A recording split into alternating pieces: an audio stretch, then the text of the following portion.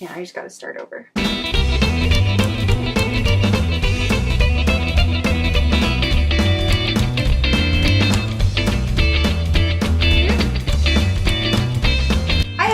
Welcome back to another video at my house about my life.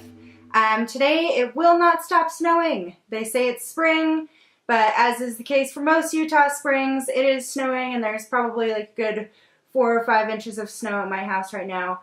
So I thought I would stay in and do something fun, and since none of you gave me any suggestions on what you wanted to see, unfortunately you're going to have to be put through my pantry situation, because that's video I've been wanting to make for a long time. You can see it sitting behind me. It's actually right off my kitchen, which is super convenient. And it's really not a pantry at all. This is actually the second bedroom at my house, which is super, super tiny. I wouldn't even call it a bedroom. It's more of like a bonus room. TK actually used to use this as his office before we converted it into a pantry. My whole house is pretty small. The kitchen is pretty good size, but there really isn't any storage space. And since we eat a lot of staple dry foods and produce, there's really no place to store any of that stuff. So what you see behind me is our main food storage. Of course, we do have things in the refrigerator, and we do have some things like in the kitchen itself. All right, we are in the pantry now, and I am standing kind of in this corner where we have our main food supply. We have these two kind of industrial looking shelves perpendicular to each other. This one has mostly dry goods and staples like rice, lentils, beans, nuts, that sort of thing. And then this one over here has mostly dried and canned vegetables, cooking stuff like tomato paste. We have like noodles and things over here.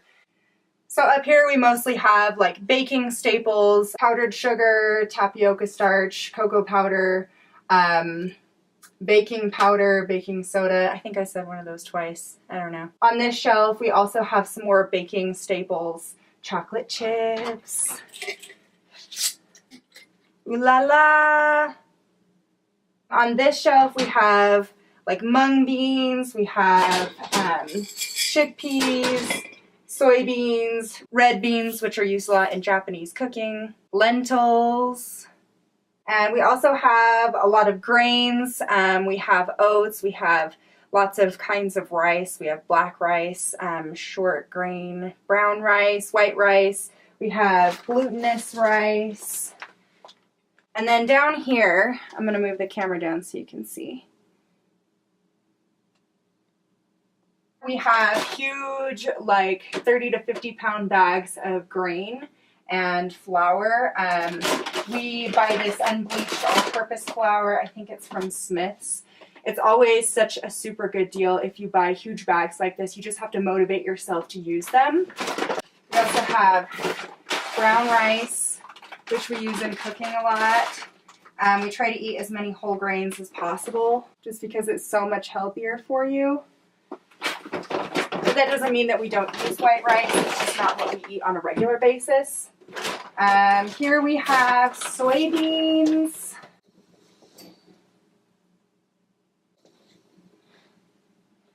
So one of the main reasons that we like to use jars like this is it keeps the food fresh. Mice can't get in.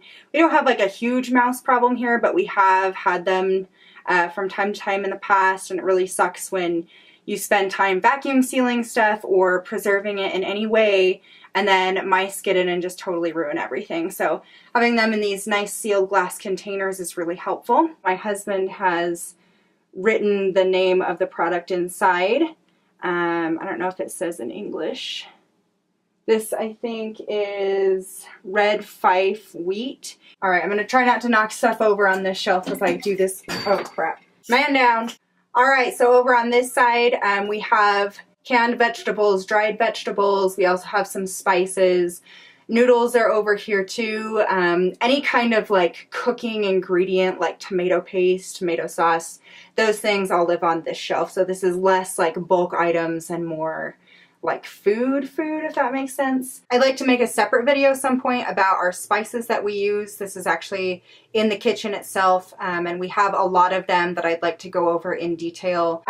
So we have lots of things that we've dried from local farms. I don't know if that's like focusing very well. Anyway, so these are some dried peppers. We also have dried greens. We have dried onion, which is really handy to throw into soups and stuff. You can also grind this down and make your own onion powder that's super fresh and tasty. Here's another example of some peppers. You might be able to see them better because of the color. They look so pretty though, all on this shelf together. That's half the attraction, really. I also have some freeze-dried tomatoes. TK's grandparents have a freeze dryer. Let me see if I can focus. They also have a freeze dryer, and they let us freeze dry some different things that were harvested. You can see these little like freshener packet things to keep the moisture down. Got dried cranberries, my favorite. One of the ways that we try to eat healthy is by eating as local as possible. And a lot of times that means preserving things from one season so that you can use them for the next season. I also love to purchase and dry bananas when they're on sale. Persimmons we've had dry since 2016. Probably have like 5 different kinds of honey. This one is particularly interesting. It has the comb in it. This is actually supposed to help if you have seasonal allergies. Vegetables that we've canned over the years. We don't use these all the time. We especially use stuff like this during the winter when mostly potatoes and sunchokes and things like that are available locally. Popcorn is a must. If you look behind me, this is the meju that we've been fermenting. This is basically like blocks of fermenting soybeans that will eventually become fermented soybean paste. So this is really, really good for you. We learned how to do this online. If you're interested, I can put the links below. It is a little on the natural side. So if any of you have been to my house recently, you've probably smelled it. It does smell a little ripe. It's probably been, I think, probably like 2 or 3 months since we started it, so the smell has gone down, but definitely if you eat a lot of fermented foods and stuff, it's going to end up becoming apparent in your household. In fact, the meju is just one of our fermentation projects. My husband is really the mastermind of all of this, but this section over here, which is kind of like on the other side of the window, has like most of the fermentations that are going. These 2 vats right here are soy sauce. You can see like the different stages that they're in. This one got started more recently. It's a lot lighter in color. And this one is darker. It's probably just about ready. We have a lot of like brewing and fermentation equipment. We also have some different wines and alcohols going right now. This one is a cranberry mead, persimmon country wine. We have our vacuum sealer, which we use to preserve food in little bags like this. And then right next door we have a dehydrator, oyster mushrooms that my husband grew, and we are probably going to use them in stocks and soups and things like that later on. These rehydrate beautifully, by the way.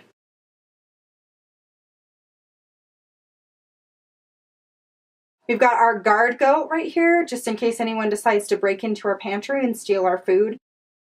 I think one of the best things that you can do for yourself if you're interested in cooking and eating healthy is to stay organized, know what you have to work with. We like to keep things labeled, have things in their proper place, and make sure that that place is designated for that specific item. Being vegan or eating more of a plant-based diet or healthy diet is really dependent on your ability to manage the foods that you have.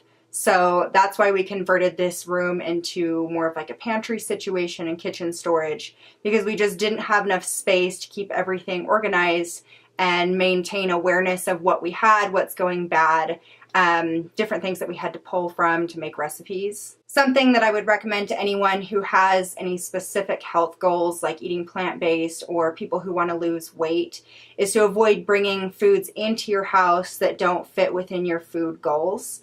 So a lot of the time, this is what we have to work with at my house. We don't have a lot of snack foods and junk foods and things that you can just easily get to.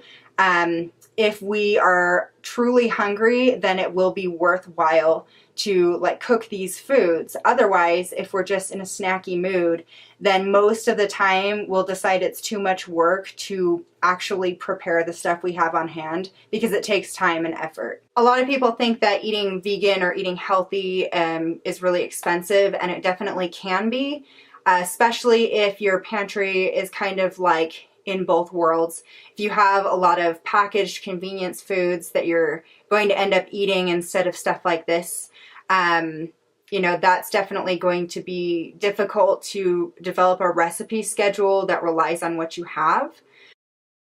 Well, thanks for watching, guys. That's all I have on this topic today, but if you'd like more detail on anything, let me know in the comments and I'd be happy to accommodate. Thanks to those of you who have been supporting me through my last few videos. I've been having a lot of fun lately, and I hope to make more videos in the future. Also, let me know what you guys think. Is this a system that would work for you? I want to know what your system looks like. Tell me about your favorite organizational techniques and the pantry staples that you have. Thanks for watching. Bye-bye.